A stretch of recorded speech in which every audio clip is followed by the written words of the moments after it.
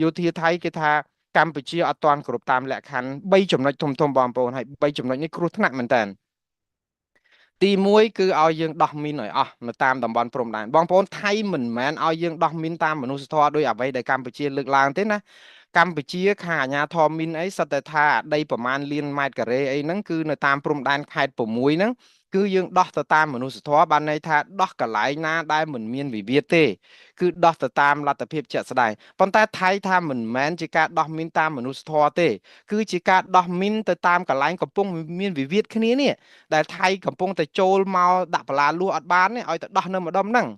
ហើយបើសិនជាយើងទៅដោះមីននៅតំបន់ដែលកំពុងតែមានវិវាទគ្នាសំបីតែមានមីនមិននៅតែជ្រៀតចូលមកបានចុះបើយើងដោះមីនអស់វាមិនដូចបលាឫស្សីនិងប្រាក់ឌួងនៅក្នុងសម័យលង្វែកនេះហើយដែលប្រជាពលរដ្ឋខ្មែរកំពុងតែព្រួយបារម្ភហើយនេះហើយដែលថៃកំពុងតែយកសម័យលង្វែកយកមកលងខ្មែរឲ្យធ្វើបាបផ្លូវចិត្តកម្ពុជាមែនតើធ្វើបាបរដ្ឋាភិបាលកម្ពុជាផ្លូវចិត្តដោយសារអីខ្លួនអត់ធ្មត់ឥឡូវថៃដាក់លក្ខខណ្ឌទី1គឺលក្ខខណ្ឌត្រូវតែដោះមីននៅអាតំបន់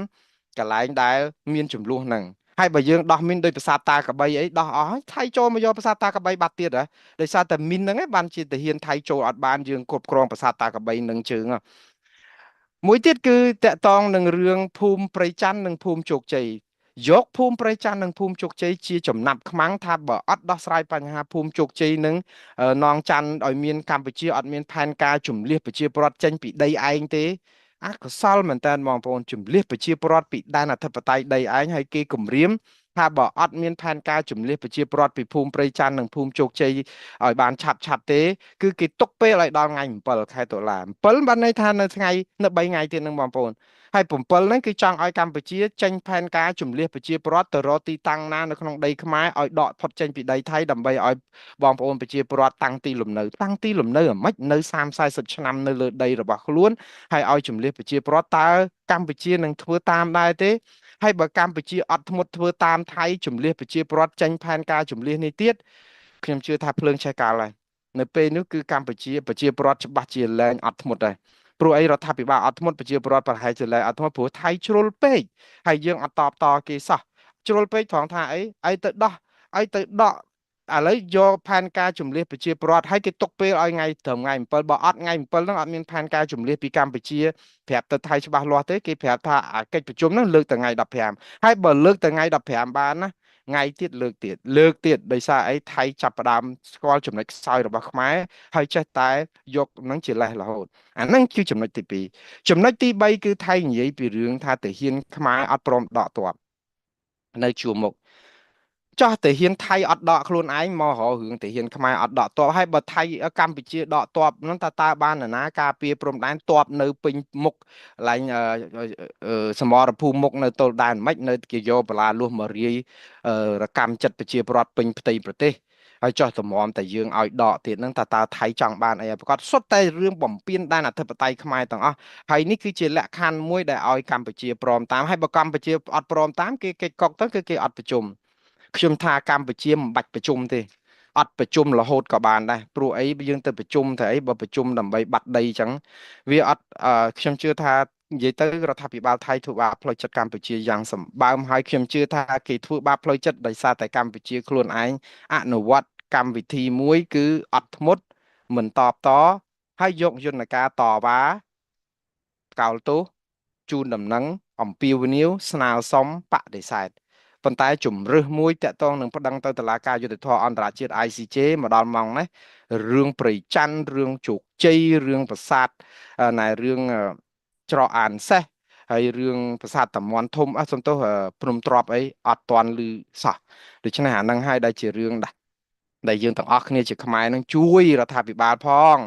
បងប្អូនសួរខ្ញុំថាចុះបរដ្ឋាភិបាលអត់ដាក់ប្តឹងប្រជាពលរដ្ឋខ្មែរយើងដាក់ប្តឹងបានទេវាអកុសលណាស់បងប្អូនតុលាការយុត្តិធម៌អន្តរជាតិជាយន្តការរវាងប្រទេសនិងប្រទេសរវាងរដ្ឋាភិបាលនិងរដ្ឋាភិបាលតុលាការយុត្តិធម៌អន្តរជាតិអត់កាត់ក្តីបុគ្គលទេគេកាត់ក្តីប្រទេសនិងប្រទេសអញ្ចឹងហើយបានជាការប្រជាពលរដ្ឋកម្ពុជាខ្លួនឯងគ្មានសម្លេងអាចនឹងធ្វើឲ្យតុលាការ ICJ ទទួលបណ្ដឹងយើងទេបណ្ដឹងយើងត្រូវធ្វើតាមរយៈរដ្ឋាភិបាលណាក៏ដោយរដ្ឋាភិបាលស្របច្បាប់រដ្ឋាភិបាលក្រៅរដ្ឋាភិបាល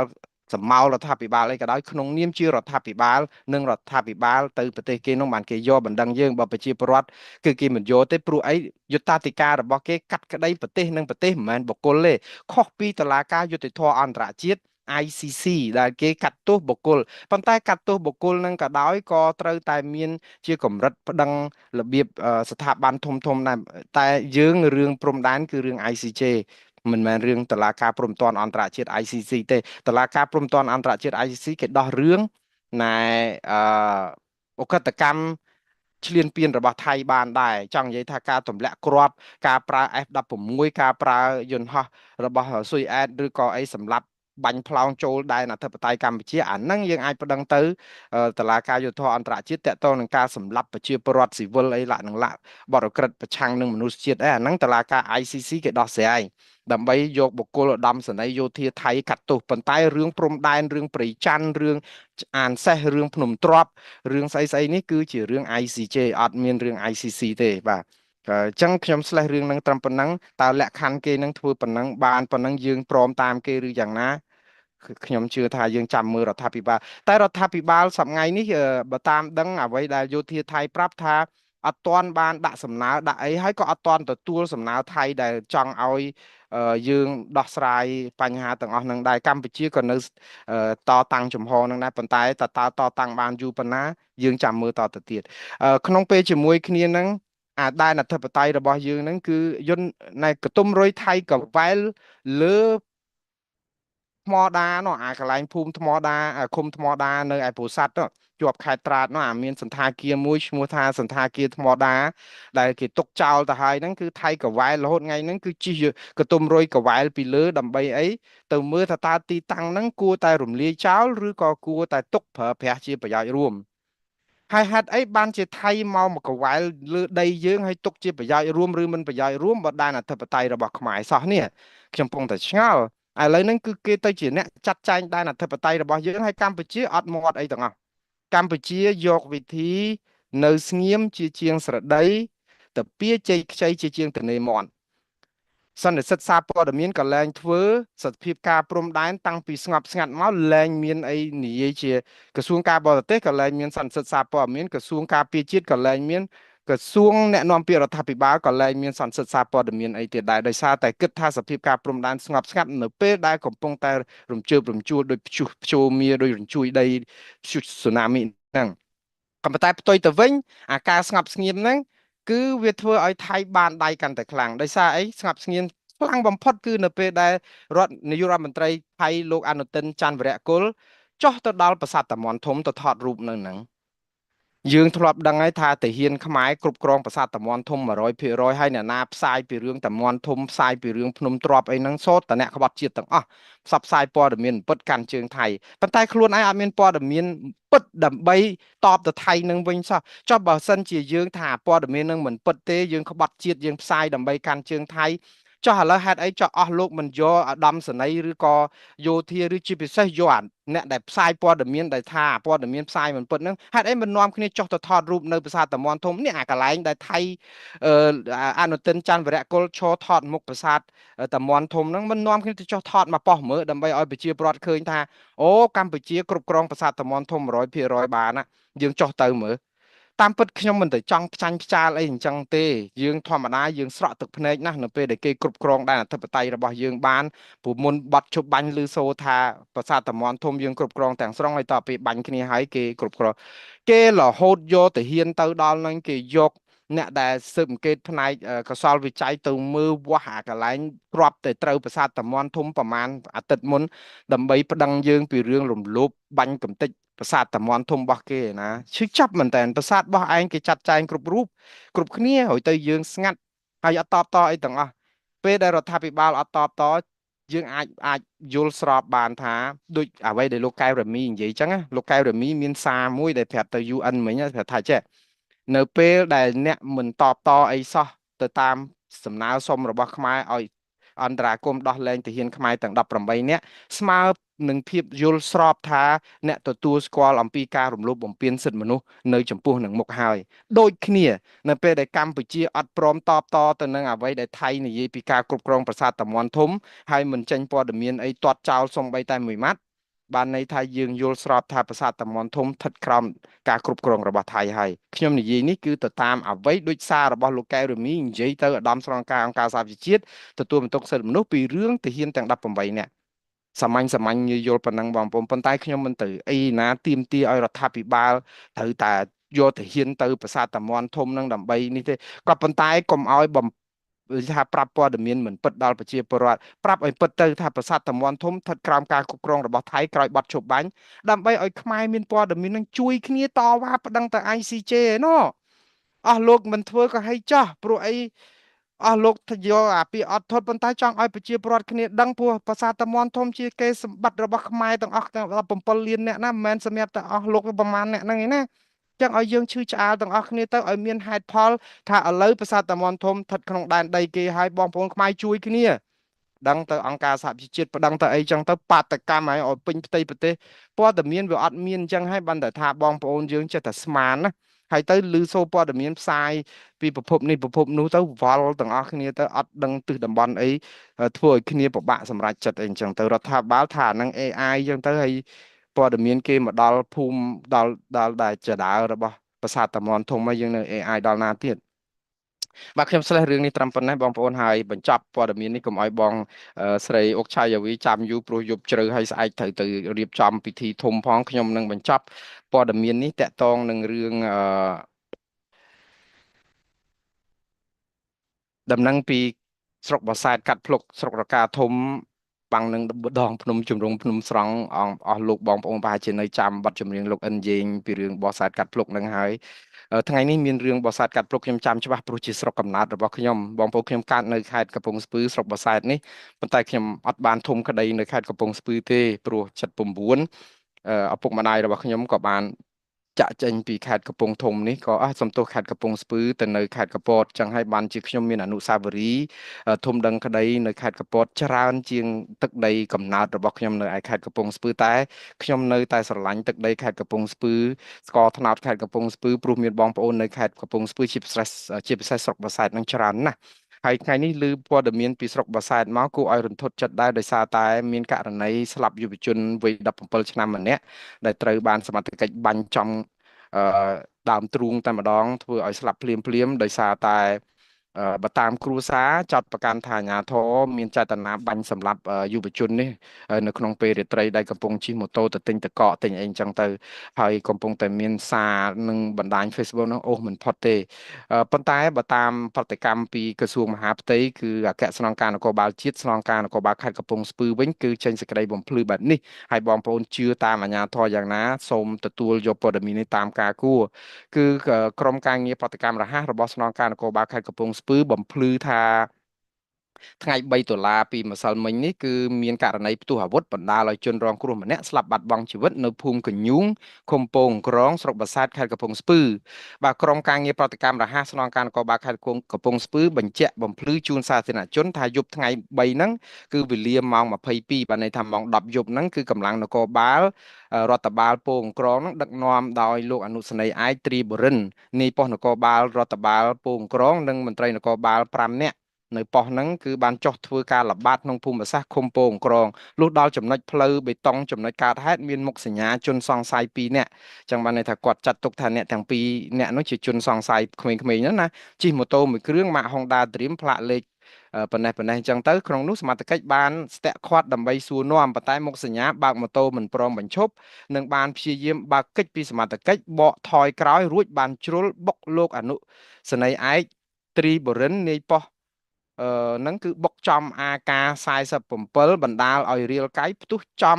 ឈ្មោះផារាយុភេទប្រុសអាយុ17ឆ្នាំជាអ្នកបើកម៉ូតូនោះរស់នៅភូមិព្រៃស្រូលឃុំពងក្រងស្រុកបាសាតខេត្តកំពង់ស្ពឺបណ្ដាលឲ្យស្លាប់ក្រោយហេតុការណ៍នេះលោកអនុសេនីយ៍ឯកទ្រីបរិននាយប៉ុស្តិ៍នគរបាលនឹងបានរាយការណ៍ភ្លាមទៅលោកអធិការនគរបាលស្រុកបាសែតហើយបានបកគលខ្លួនមកផ្នែកព្រហ្មទណ្ឌនៃអធិការដ្ឋាននគរបាលស្រុកបាសែតដើម្បីទទួលខុសត្រូវចំពោះសកម្មភាពកើតឡើងដោយអចេតនានិងធ្វើប្រហែសរបស់ខ្លួនក្នុងពេលចុះបំពេញភារកិច្ចការពាររក្សាសន្តិសុខសណ្ដាប់ធ្នាប់សាធារណសង្គមអីអញ្ចឹងហើយចុងក្រោយហ្នឹងគាត់ប្រើថាបាទនិយាយទៅជារួមគឺគាត់ចង់ជូនដំណឹងឲ្យបងប្អូនទាំងអស់ដឹងថានឹងរាលកាយ បងប្អូនជឿថារៀលកាយមិនរៀលកាយយកទៅពិចារណាតាមការគួរទៅព្រោះអីអាកម្រិតនៅក្នុងការជឿជាក់លើអាជ្ញាធរយើងនឹងគឺវាមានតិចតួចពេកដល់អញ្ចឹងទៅធ្វើឲ្យតែមានរឿងអីហ្នឹងគឺយើងជិតចាត់ទុកថាអាជ្ញាធរនឹងប្រព្រឹត្តល្មើសខុសច្បាប់អីចឹងណា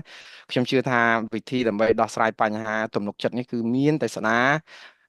ភាពទុកចិត្តដោយការធ្វើឲ្យត្រូវកាន់តែច្រើនទៀតទៅប៉ុន្តែយ៉ាងណានេះគឺជាសារដែលបកស្រាយប្រាប់ទៅជនរងគ្រោះនិងសាធារណជនបងប្អូនជឿមិនជឿខ្ញុំឲ្យបងប្អូនសម្រេចតាមការគួរតែជនរងគ្រោះបានស្លាប់ទៅហើយ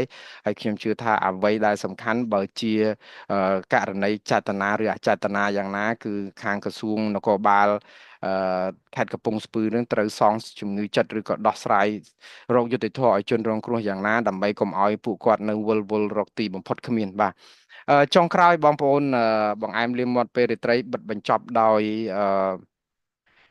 សមាគមគ្រូបង្រៀនកម្ពុជាហើយនៅទីនេះយើងមានលោកស្រីអុកឆាយាវីចាំខ្ញុំយូរពេកហើយខ្ញុំសូមអធិស្ឋានផងហើយដែលឲ្យលោកស្រីចាំយូរឥឡូវសូមបងអុកឆាយាវីបើកកាមេរ៉ាដើម្បីឲ្យឃើញភ័ក្ររបស់បងផងអរគុណច្រើនណាស់ហើយខ្ញុំដឹងថារាត្រីកាន់តែរំកិលទៅឆ្ងាញ់ណាស់ហើយមិនបានទទួលទានដំណេកស្កប់ស្កល់ទេព្រោះស្អែកត្រូវរៀបចំ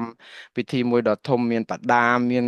អីច្រើនហើយជាទូទៅសមាគមគ្រូបង្រៀនឯករាជ្យកម្ពុជានេះកម្រនឹងរៀបចំពិធីបានរលូនណាស់ព្រោះអាជ្ញាធរទប់ស្កាត់អីក៏ច្រើនប៉ុន្តែម្ដងនេះគឺគេឲ្យធ្វើរៀបចំបដាហើយមានសារច្រើនមែនតើដោយសារមិនត្រឹមតែមានសារទេអំពាវនាវឲ្យបងប្អូនទាំងអស់ចូលរួមឲ្យបានច្រើនកុះករផងដើម្បីទី1គឺថ្កោលទោសចំពោះការឈ្លានពានរបស់ថៃមកលើបូរណភាពទឹកដីកម្ពុជាទី2គឺដោះស្រាយរឿងប្រាក់បៀវត្សទី3រឿងផ្ដាល់សម្លេងដល់គ្រូបង្រៀនក្នុងការសម្រេចចិត្តបញ្ឈប់ការរើសអើងចំពោះសមាគមគ្រូបង្រៀននៅកន្លែងការងារទី4គឺពជាពេល2ឆ្នាំឲ្យពលរដ្ឋក្នុងការសងប្រាក់ដល់ធនាគារពលរដ្ឋនេះដោយទាំងគ្រូបង្រៀនអាចគ្រូបង្រៀនក៏ជាពាក់ធនាគារដែរព្រោះប្រាក់ថាប្រាក់ខែមិនចាយមិនគ្រប់នេះនិងទី5គឺទាមទារឲ្យអាជ្ញាធរថៃដោះលែងកងទ័ពទាំង18នាក់ជាកិច្ចចាប់ផ្ដើមសូមជម្រាបសួរលោកស្រីអុកឆៃចវីពីចម្ងាយសុខសប្បាយយ៉ាងណាដែរបាទ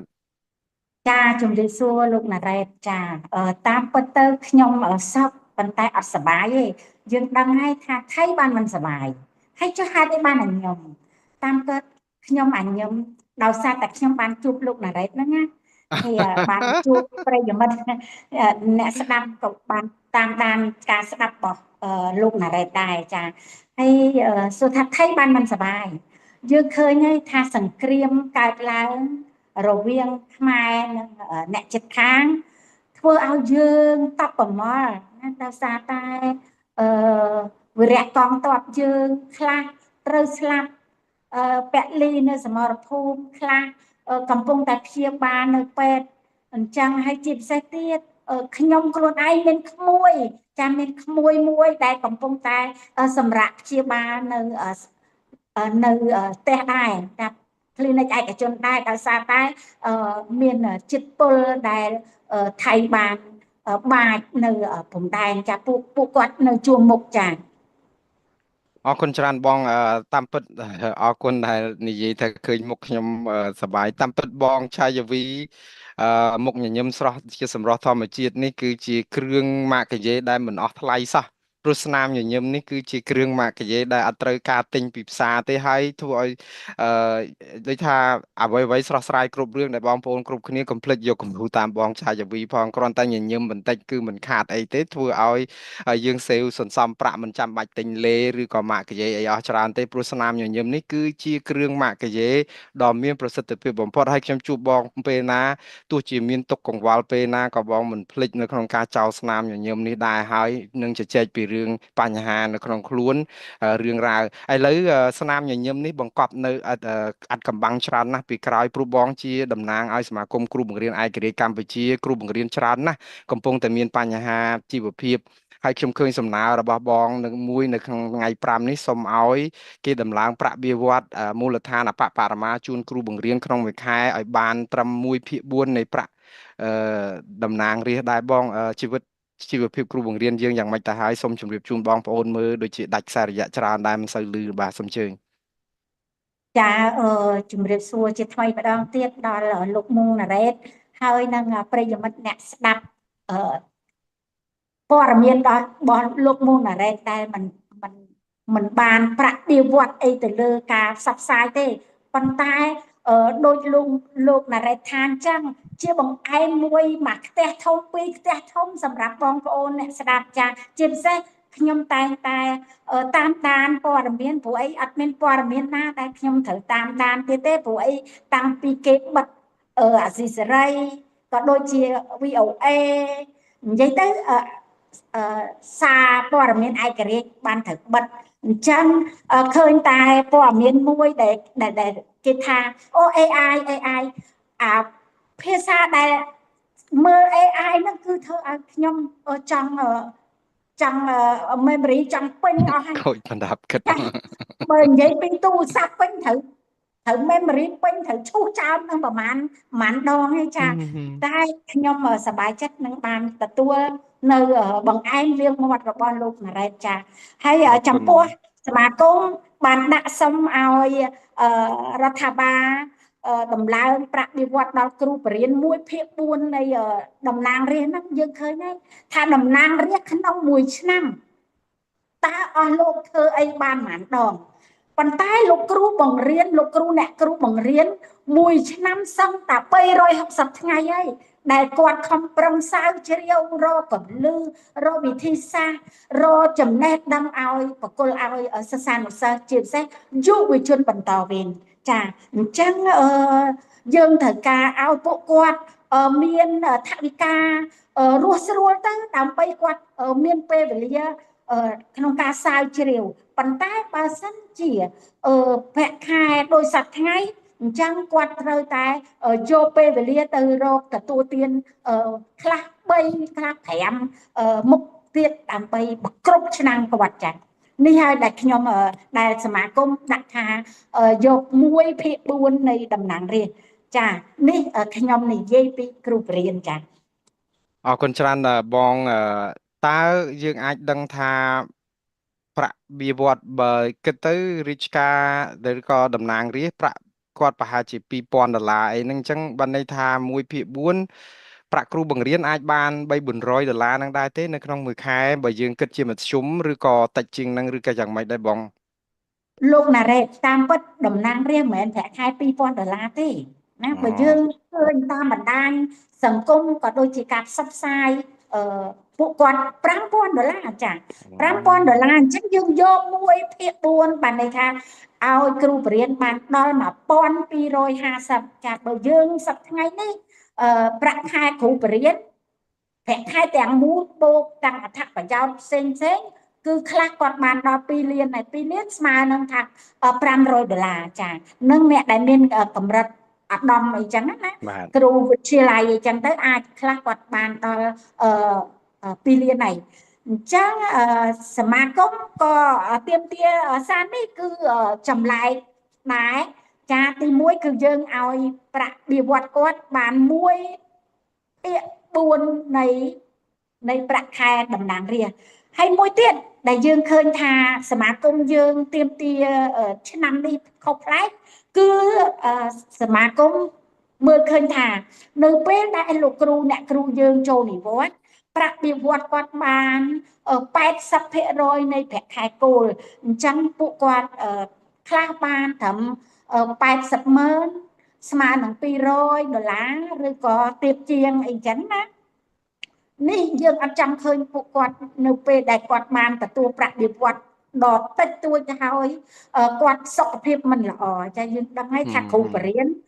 ពេលដែលគាត់ចូលនិវត្តន៍គាត់បានក៏ដូរដល់ពិសេសគឺសម្រាប់គាត់គឺគាត់ឈឺសុខភាពរបស់គាត់យើងឃើញហើយថាសុខភាពគាត់ទ្រុឌទ្រោមមែនតើដោយសារតែទី1យើងឃើញហើយថាអាហារដែលយើងបរិភោគរាល់ថ្ងៃហ្នឹងពោពេញទៅដោយជាតិគីមីមិនថាអង្គមិនថាម្ហូបអាហារបន្លែផ្លែឈើទេព្រោះអីការដែល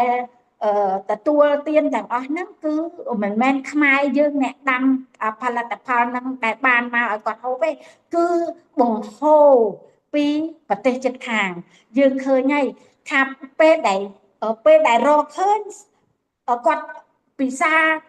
ជាច្រើន4 10 20ឆ្នាំហើយស្រាប់តែទឹក ឃើញអូចាប់បានប៉ណេះតោនប៉ណោះតោនចាក់ចោលខូចគុណភាពសួរថាតើជីវិតពលរដ្ឋយើងមិនថាលោកគ្រូអ្នកគ្រូទេពលរដ្ឋយើងទទួលរងនៅអីមានតែជំងឺទេដែលធ្វើឲ្យពួកគាត់ជាកដោសម្រាប់ជីវិតចុងក្រោយរបស់គាត់អញ្ចឹងណាអរគុណច្រើនបងស្រីមានប្រសាសន៍ពីរឿងប្រាក់បៀវត្សគ្រូបង្រៀនប្រហែលជា2លានរៀលអាចជាមធ្យមប្រហែលជា$500ហើយប្រាក់មន្ត្រីតំណាងរាស្ត្រអាចដល់ទៅ4-5,000បើយើងគិតទៅវាខុសគ្នាមិនដីច្រើនដែរហើយបងថាគ្រូបង្រៀនជាការពិតដែរខ្ញុំក៏ជាអតីតអ្នកគ្រូបង្រៀននេះខ្ញុំស្គាល់អំពីស្ថានភាពរបស់គ្រូបង្រៀន5កន្លែងដើម្បីគ្រាន់តែទប់ជីវភាពប្រចាំថ្ងៃគ្រាន់តែបង់តែទឹកភ្លើងហើយនឹងនិយាយទៅគឺបានមកទិញតែកន្ទក់ទេហើយឥឡូវនេះគឺបងមានប្រសាសន៍ថាប្រាក់ខែប៉ុណ្ណេះគ្រូបង្រៀនធ្វើការ365ថ្ងៃតំណាងរាស្ត្រធ្វើការតិចតាមពិតបើមិនគួរសុំ1/4ទេគួរតែសុំឲ្យតំណាងរាស្ត្រប្រាក់តិចជាងគ្រូបង្រៀនវិញមិនត្រូវព្រោះយើងធ្វើការច្រើនជាងណាបងតែអញ្ចេះខ្ញុំចង់ប្រៀបធៀបប្រាក់គ្រូបង្រៀនបន្តិចបើយើងមើលទៅដូចជារៀងថារដ្ឋាភិបាលគេថាបានដំឡើងអីគួរសមដែរហើយបើយើងពិតគិតពីឆ្នាំយូរហើយនោះណាវាទាបមែនតើតែឥឡូវនេះក៏បានល្មមដែលរដ្ឋាភិបាលគិតថាល្មមប៉ុន្តែបើយើងប្រៀបធៀបពីស្តង់ដាររស់នៅអាតម្លៃប្រើអតិផរណានិងតម្រូវការសាលារៀនត្រូវបង់ថ្លៃនេះបង់ថ្លៃនោះសម្ភារៈសិក្សាកូនរៀនតែ2នាក់ត្រូវអាហារហូបចុកអីផងបើម្នាក់ឯងមិនសូវអីដែរទេវាថាខ្វះខាតក៏ប៉ុន្តែវាមិនខ្វះធ្ងន់ដល់អ្នកមានគ្រួសារបើអត់មានរបរអីបន្ថែមគឺដាច់ពោះហើយខុសពីជីវិតគ្រូបង្រៀននៅស្រុកប្រជាធិបតេយ្យបើយើងមើលប្រាក់បៀវត្សនៅនេះខ្ញុំមិនចង់ប្រៀបធៀបទេបើយើងប្រៀបធៀបទាសគោជាមួយបូអ៊ីងអាហ្នឹងមិនភាពយុត្តិធម៌ប៉ុន្តែប្រាក់គ្រូបង្រៀនស្រុកខ្មែរបើគិតទៅស្មើនឹងអ្នកធ្វើកញ្ចក់នៅស្រុកអាមេរិកនេះតែមួយថ្ងៃហ្នឹងអ្នកធ្វើកញ្ចក់ថ្ងៃខ្លះដែលមានធីបមានអីផងបានទៅ$400-500ហ្នឹងហើយបើអ្នកវាយដូណាត់វិញលក់នំដូណាត់មួយថ្ងៃក៏បាន$180ទៅ$200ដែរដូច្នេះគេធ្វើតែ2ថ្ងៃស្មើនឹងគ្រូបង្រៀនយើងបានមួយខែយើងស្ដាប់ទៅគឺវាអាចប៉ះពាល់ដល់វិស័យអប់រំដែរនៅពេលដែលគ្រូបង្រៀនមានប្រាក់ខែតិចចង់មិនចង់គេហៅគ្រូប្រពន្ធល្អក្រប្រពន្ធល្អូហើយយើងពិបាកនឹងដូចថាផ្ចង់នឹងការដែលស្រាវជ្រាវដើម្បីបង្រៀនសិស្សឲ្យបានគត់មុតណាព្រោះឡាយតាថាស្អាប់ឡាយតារលបទទួលទានអីទៀតចឹងណាបងប៉ុន្តែខ្ញុំស្លេះរឿងប្រាក់ខែគ្រូបង្រៀនប៉ុណ្ណឹងខ្ញុំមិនដឹងថារដ្ឋាភិបាលអាចដោះស្រាយបានដែរឬយ៉ាងណាទេព្រោះអីប្រាក់ខែកម្មករកាត់ដេរតែ208ឡើងអត់បានផងហ្នឹងរដ្ឋាភិបាលថែមបានតែ$2នោះរួចទៅចំពោះរឿងគ្រូបង្រៀនមិនដឹងថាតើត្រូវដល់ពេលណាប៉ុន្តែគ្រូបង្រៀនមានសិទ្ធិនៅក្នុងការតវ៉ាចំណុចមួយដែលគ្រូបង្រៀននិយាយថាប្រាក់ខែវាតិចរឿងមធ្យមឯងងុំរឿងសិទ្ធិនៅក្នុងការនិយាយស្ដីឬក៏សិទ្ធិសេរីភាពរួចផុតពីការរើសអើងហ្នឹងគឺយ៉ាងម៉េចដែរបងសមាគមគ្រូបង្រៀនហ្នឹងគឺអត់មានគេឲ្យតម្លៃជាសម្លេងនៅក្នុងការសម្រេចចិត្តឲ្យរើសអើងនៅក្នុងសមាគមកន្លែងការងារហ្នឹងយ៉ាងម៉េចទៅវិញអារឿងហ្នឹងបាទចានេះជារឿងមួយដែលយើងក៏បានលើកដាក់ទៅជាសំណើឬក៏ជាការអំពាវនាវដែរថាគ្រូបរិញ្ញាបត្របើសិនជាគ្រូបរិញ្ញាបត្រហ្នឹងចូលទៅគណៈបកកណ្ដាលអំណាចអាចធ្វើអីបានចាប៉ុន្តែចំពោះគ្រូបរិញ្ញាបត្រដែលមាននិន្នាការដែលទាមទារអត្ថប្រយោជន៍មិនមែនថាតែខ្លួនឯងទេគឺគ្រូទាំងប្រទេសបានន័យថាគេចោទ